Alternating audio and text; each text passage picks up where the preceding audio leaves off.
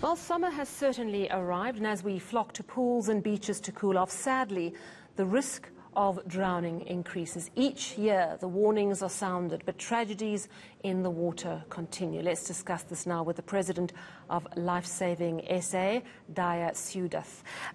Dhaya, thank you very much for coming in. Today, a really important organisation or an alliance was launched, the Drowning Prevention Alliance. Why is this going to make a difference, do you think? Thank you, Sally. Firstly, good evening to you and good evening to your listeners. I think a Drowning Prevention Alliance will be a fantastic collaboration of various organizations that will be able to meet our nation's needs. I think a country like South Africa, where the large majority of the population do not know how to swim, don't have swimming skills, water safety education is not really part of the school's curriculum. Well, it's not possible. So many schools simply don't have swimming pools, don't have access to that. So how do we get around that? Well, you know, even though they don't have the swimming pools, but there are thousands of kids that have to actually cross rivers morning and afternoon to get to school. There are thousands of children who are in the care of grandparents when their parents are at work. And there's always a danger, even in a couple of centimeters of water left in an open container, in a bucket that had clothes that were washed. And it could only take a second for someone to turn their back, for some toddler to fall head first into that bucket of water, and then you have an unfortunate tragedy.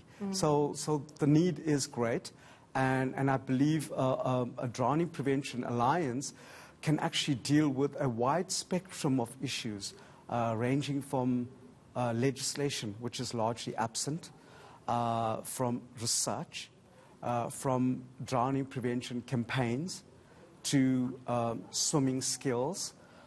So there's a whole range of needs that we believe an alliance could actually address, and hopefully that alliance could get institutionalized into water safety councils, very much like the experience abroad in Australia, New Zealand, Ireland, and other countries where they engage with government to meet these needs. Roughly how many drownings do we have every year? It's hard to say, but it's ranged from anything from 1,700 to about 2,000 drownings per year. When you have massive floodings, you often have a spike. It's unfortunate that in inland waterways and rivers, we're seeing that the statistics are on the increase compared to the coastlines. Largely because along the coastline you have professional lifeguards, you have voluntary clubs like the ones belong to Life-Saving South Africa that perform voluntary duties.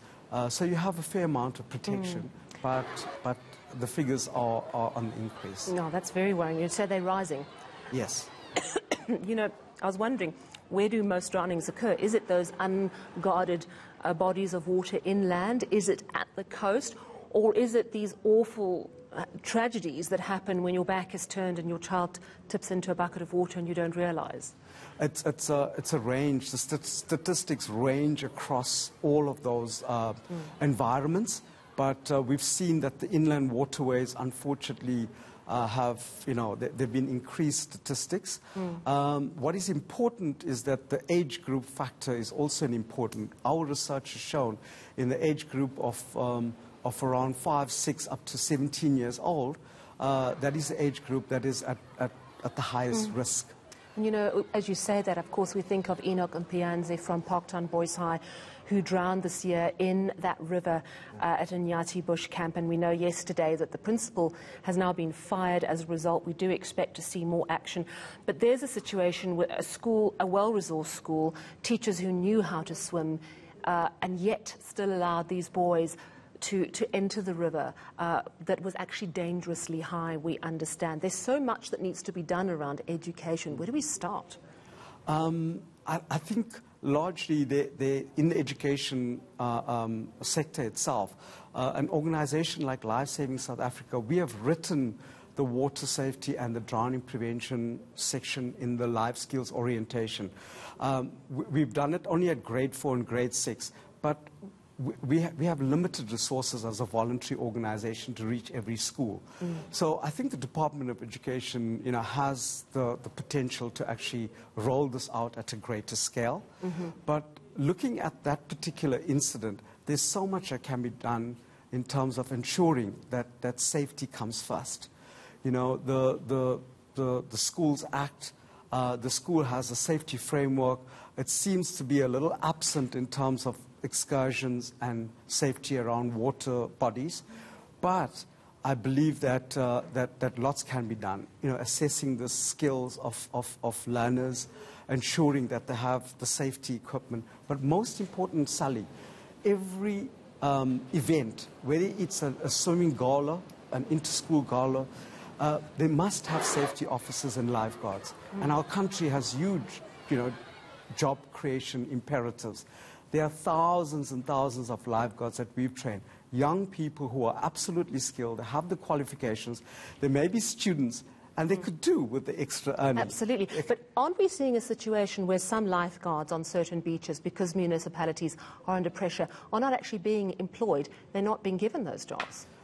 Well, the municipalities would have obviously their own constraints, but there's the important thing is that we want to promote tourism in our country. It's a huge thing. We want to promote adventure sports. We want to promote tour guiding. And here are thousands of youngsters who are trained, who actually can be employed. As I said, from galas over the weekend to, even to private parties have one person who's always in charge, and that is such an important tip, that there's always someone who's watching the water. Yeah. Very quickly, the schools, when beaches open and pools open and other water parks open, the school excursions are going to start. And that's the other lesson. There's always a checklist to ensure that the bus is organized, the accommodation is organized, the food is organized, the tracksuits are organized.